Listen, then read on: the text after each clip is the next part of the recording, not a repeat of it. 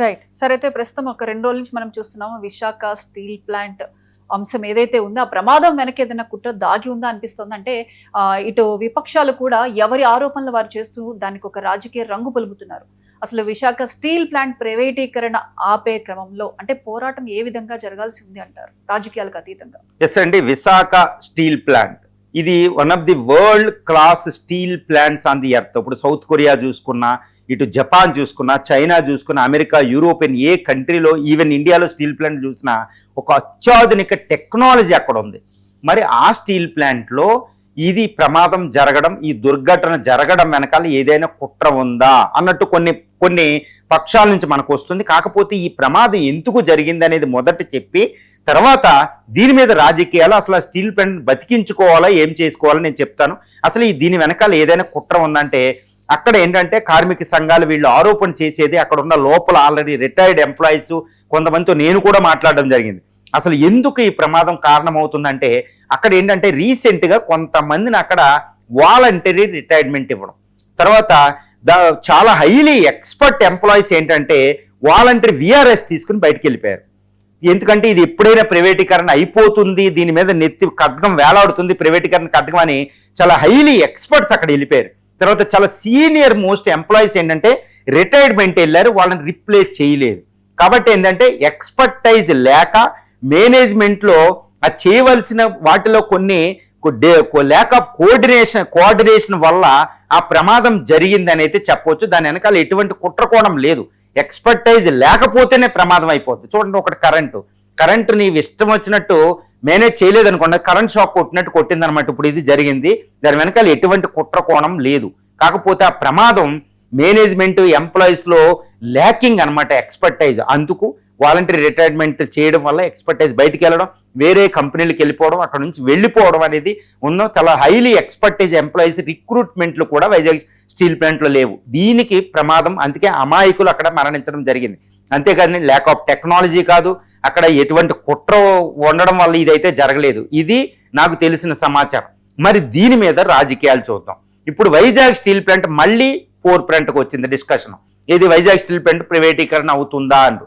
ఇప్పుడు వైసీపీ ఏంటి, తర్వాత ఈ జేఎస్పీ ఏంటి, కూటమి ఏంటి, అన్ని పొలిటికల్ పార్టీలు ఇప్పుడు దాని మీద మాట్లాడుతున్నాయి, కార్మిక సంఘాలు కూడా మాట్లాడుతున్నాయి. మరి ఈ మాట్లాడేది ఏంటంటే వైజాగ్ ఆంధ్రుల విశాఖ హక్కు, ఆంధ్రుల ఉక్కు, ఏది విశాఖ ఉక్కు ఆంధ్రుల హక్కు అనే స్టేట్మెంట్ మళ్ళా పునరావృతం అవుతుంది. కానీ ఒక్క విషయాన్ని మర్చిపోకూడదు, ఇది ఆంధ్రులకి హక్కా లేకపోతే ఆంధ్రులకి ఏదైనా ప్రయోజనం వస్తుందా అనేది కాదండి. ఇది ఒక సెంటిమెంట్, ఇది ఒక బిగ్గెస్ట్ సెంటిమెంట్ అనమాట. చాలా కోల్పోయాం, 2 సార్లు రాజధాని కోల్పోవడం, విడిపోవడం అన్నీ జరిగినాయి. ఇప్పుడు వైజాగ్లో ఒక స్టీల్ ఏదో ఒకటి ఉందన్నమాట, దాన్ని కూడా ప్రైవేటీకరణ చేయడం మాత్రం చాలా పెద్ద ప్రమాదం. ఇంకోటి ఏంటంటే దీన్ని ప్రైవేటీకరణ చేయాల్సిన అవసరం అయితే ఎంత మాత్రమూ లేదు.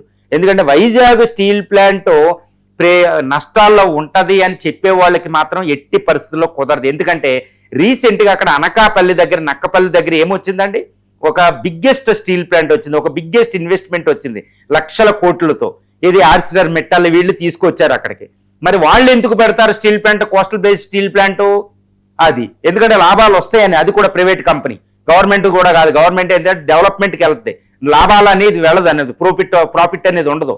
కాకపోతే ఇప్పుడు వైజాగ్ స్టీల్ ప్లాంట్ దీన్ని బట్టి చూస్తే అది దానికి ఆసరా ఉంది. నాకు తెలిసిన ఇన్ఫర్మేషన్, నేను చేసిన రీసెర్చ్ ప్రకారం ఏంటంటే వైజాగ్ స్టీల్ ప్లాంట్కి ఇమ్మీడియట్గా ఇప్పుడు కూటమి ప్రభుత్వం అయినా వైసీపీ అయినా ఒకటే డిమాండ్ చేయాలి సెంట్రల్ గవర్నమెంట్ నుంచి. ఏంటి అంటే వైజాగ్ స్టీల్ ప్లాంట్కి ఇమ్మీడియట్గా అక్కడ క్యాప్టివ్ ఐరన్ ఓర్ మైనింగ్ అనేది కేటాయించేలా చూడాలి. ఎందుకంటే చాలా ప్రైవేట్ స్టీల్ కంపెనీస్కే క్యాప్టివ్ ఐరన్ ఓర్ మైన్స్ ఉన్నాయి. మరి వైజాగ్ ఇంతవరకు కేటాయించకపోవడం ఏంటి? దాని వెనకాల కుట్ర ఉందని చెప్పొచ్చు అనమాట. ఎందుకు ఇవ్వలేదు, అది ఇమ్మీడియట్గా ఇవ్వాలి. తర్వాత వైజాగ్ స్టీల్ ప్లాంట్ దాని నష్టాలు ఉండడం వల్ల, నష్టాలు ఉన్నాయి అంటే because of lacking of the good management. అంతేగాని వైజాగ్ స్టీల్ ప్లాంట్కి పొటెన్షియల్ సామర్థ్యం లేక అయితే కాదు. దాని దగ్గర ల్యాండ్ బ్యాంక్ ఉంది, ఆ ల్యాండ్ బ్యాంక్ అవసరమైతే ఇప్పుడు బ్యాంకులకు తాకట్టు పెట్టండి. ఇప్పుడు అమరావతిలో మనం చాలా ల్యాండ్ బ్యాంక్ వచ్చి ఆ ల్యాండ్ చూపించి లోన్లు తెస్తాం, చాలా ల్యాండ్ చూపించి లోన్లు తెచ్చుకుని ఇల్లు కట్టుకుంటారు. అలాగే ఇప్పుడు వైజాగ్ స్టీల్ ప్లాంట్ దగ్గర 1000 ఎకరాలు ఉంది, ఆల్మోస్ట్ 25,000 ఎకరాస్ ఉంది. దాన్ని బ్యాంకులకు పెట్టి లోన్ తేండి, 1000 కోట్లు తెచ్చుకోండి. ల్యాండ్ బ్యాంక్ అనేది ఇప్పుడు చాలా వ్యాలిడిటీ. ఇలా క్యాప్టివ్ ఓన్స్ మైన్స్ ఇవ్వాలి. తర్వాత కుకింగ్ కోల్ అనేది మన ఇండియాలో ఎక్కడ లభిస్తుంది అక్కడ నుంచి అని import better cooking coal. Iron ore mine అనేది చాలా చాలా ఇమ్మీడియట్ బయలుదేల్లా దగ్గర నుంచి ఇటు నుంచి. తర్వాత ఈ వాటర్ ఫెసిలిటీ అనేది వైజాగ్ స్టీల్ ప్లాంట్కి ఇవ్వాలి. ఇటు ఎంప్లాయీస్కి హైయెస్ట్ రిక్రూట్మెంట్ అనేది చెయ్యాలి. ఎందుకంటే కింద లెవెల్లో రిక్రూట్మెంట్ చేయకపోయినా హై లెవెల్లో ఎక్స్పర్టైజ్ మేనేజ్మెంట్ లేకపోతే మాత్రం ఎలాంటి ప్లాన్లు వస్తాయి. ఇప్పుడు ఈ వైజాగ్ స్టీల్ ప్లాంట్ ఈ దుర్ఘటన చూపించి దీనికి ఇది ఎందుకు పనిచేయదు, ఇది ఎందుకు అసలు పనిచేయదు, ప్రైవేటీకరణ చేస్తే బాగుందనే వాదనలు కొన్నిసార్లు వినిపిస్తున్నాయి. That is the nonsense అనమాట. Vizag steel plant one of the best steel plant in terms of the its location, coastal base అవ్వడం, ఎక్స్పోర్ట్ ఇంపోర్ట్కి అనుకూలంగా ఉండడం, కుకింగ్ కోల్ తెచ్చుకోవచ్చు, క్రేరన్ దగ్గర ఐరన్ ఓర్ అయి ఉంది, పోలవరం అవుతుంది, వాటర్ వెళ్తుంది, దానికి కావాల్సిన రా మెటీరియల్ అంతే ఉంది. తర్వాత Vizag is becoming a global city. ఈ వైజాగ్ చుట్టుపక్కల ప్రాంతాలకే ఐరన్ ఓర్. తర్వాత ఇండియా ఇంకొక పెద్ద విషయం ఏంటంటే ఇండియాకి వచ్చే 2047 నాటికి ఇప్పుడు ఐరన్ అండ్ స్టీల్ ఎంతైతే ప్రొడ్యూస్ చేస్తున్నాం దానికంటే 5 రెట్లు ఎక్కువ ప్రొడ్యూస్ చేయాలి. చైనా కంటే, చైనా తర్వాత fastest growing iron and steel industry in the world అనమాట. మరి అలాంటప్పుడు స్టీల్ ప్లాంట్కి ఇంత డిమాండ్ ఇండియాలోనే ఉన్నప్పుడు వైజాగ్ స్టీల్ ప్లాంట్ ఏంటంటే ప్రైవేటీకరణ ఏంటి? ఇట్స్ అ నాన్ సెన్స్ అనమాట. రాజకీయాలు పక్కన పెట్టి దీని యొక్క స్టీల్ ప్లాంట్ని మేనేజ్మెంట్ని ఎలా పటిష్టం చేయాలి, దాని క్యాపిటల్ మైన్స్ ఎలా ఇవ్వాలి, రీసోర్సెస్ ఎలా ఇవ్వాలి, వీటి మీద దృష్టి పెడితే అవి రాజకీయాలకు ఉత్తమం. లేకపోతే మీరు ఈ రాజకీయాలను అయితే వైజాగ్ ఈ ప్రాంతం ఆంధ్రులు అయితే చాలా చాలా గందరగోళంగా అయితే చూస్తారు.